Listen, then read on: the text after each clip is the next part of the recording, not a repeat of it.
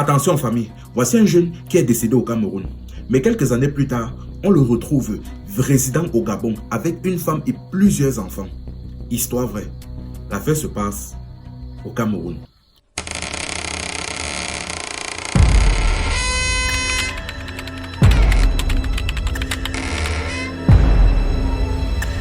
Pour tous ceux qui se demandent comment il fait pour savoir ça, j'avais guetté par la fenêtre. Salut la famille, c'est Info et Amusement pour une nouvelle histoire vraie et mystique.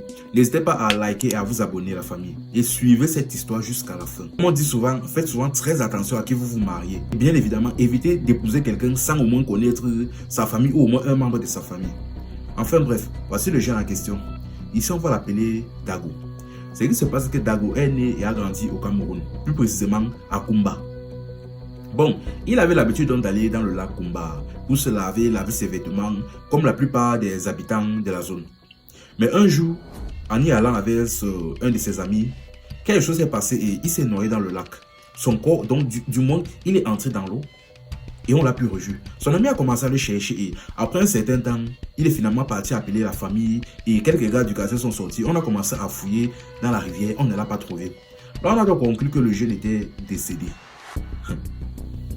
Bon, on a donc organisé des funérailles et dès que c'est passé, peut-être 2 jours après, le corps est remonté à l'eau. Là, rapidement, la famille s'est précipitée, on a récupéré le corps, mais les chefs traditionnels de la zone sont arrivés, ils ont dit que non. Bon, vu que de base, il était de coutume que si quelqu'un décède dans la rivière en question, on doit l'enterrer près de la rivière. La famille a discuté, négocié, ils ont fait des offrandes, quelques sacrifices pour qu'on leur remette le corps de leur fils pour qu'ils aillent l'enterrer en bonne et due forme près de la maison familiale. Bref, ils ont accepté à contre-cœur. C'est ainsi donc que le jeune était bien décédé et le corps a été reconnu et enterré. Donc, techniquement, il était déjà décédé et 6 pieds sous terre.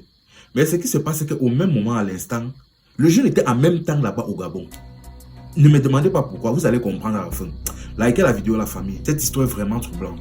Il était là-bas au Gabon, il avait déjà une femme et plusieurs enfants, c'est-à-dire 25 ans étaient passés. Mais pendant la relation dont il avait épousé une Gabonaise, et la Gabonaise constamment lui mettait la pression qu'elle voulait rencontrer sa famille. Je veux rencontrer ta famille, ça fait des années qu'on a...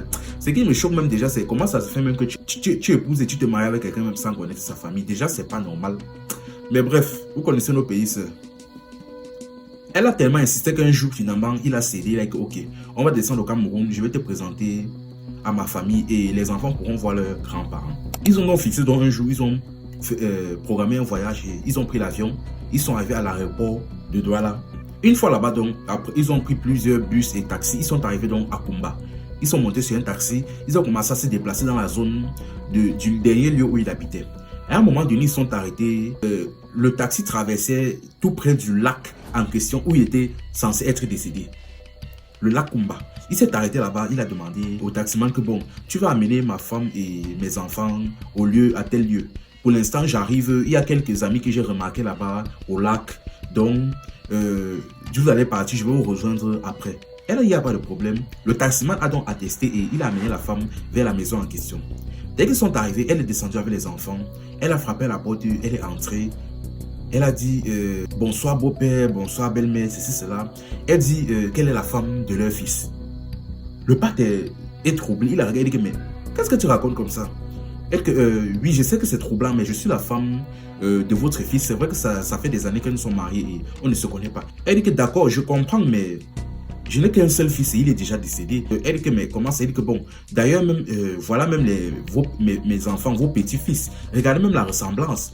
Et par chance, le monsieur a regardé les enfants. Il s'est rendu compte qu'ils ressemblaient comme 2 gouttes d'eau à leur grand-mère, c'est-à-dire à la femme du monsieur. Il était surpris. Il dit que mais le monsieur est en train de peinter, il ne comprend pas. Il dit que mais je n'ai qu'un seul fils. Et il est décédé il y a 25 ans. D'ailleurs, il est enterré là-bas derrière la maison. Donc, je ne te comprends pas.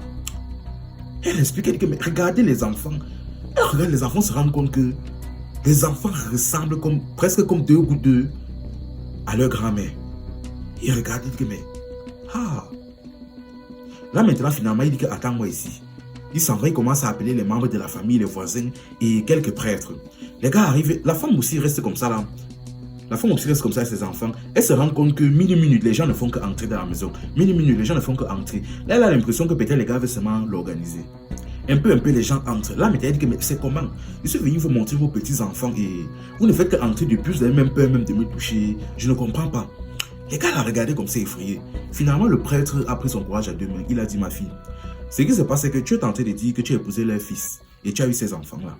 Il est indéniable que les enfants en question ressemblent bien à leurs grands-parents, mais ce qui se passe, c'est que leur fils, ils ont eu un seul et unique fils et il est décédé il y a 25 ans. Il est même enterré là-bas. Je crois qu'ils ont même des photos ici à la maison. Je ne comprends pas. J'ai seulement épousé un mort. Vous voulez me dire quoi par là? Donc bon, vous savez quoi? Elle a commencé à fouiller son... le père dit que bon, attends, je vais fouiller si je peux voir quelques photos de mon fils. Elle aussi, elle est que non, pas la peine. J'ai moi-même des photos de lui sur moi. Elle a fouillé, sorti son téléphone, elle a sorti quelques photos de lui, elle lui a affiché.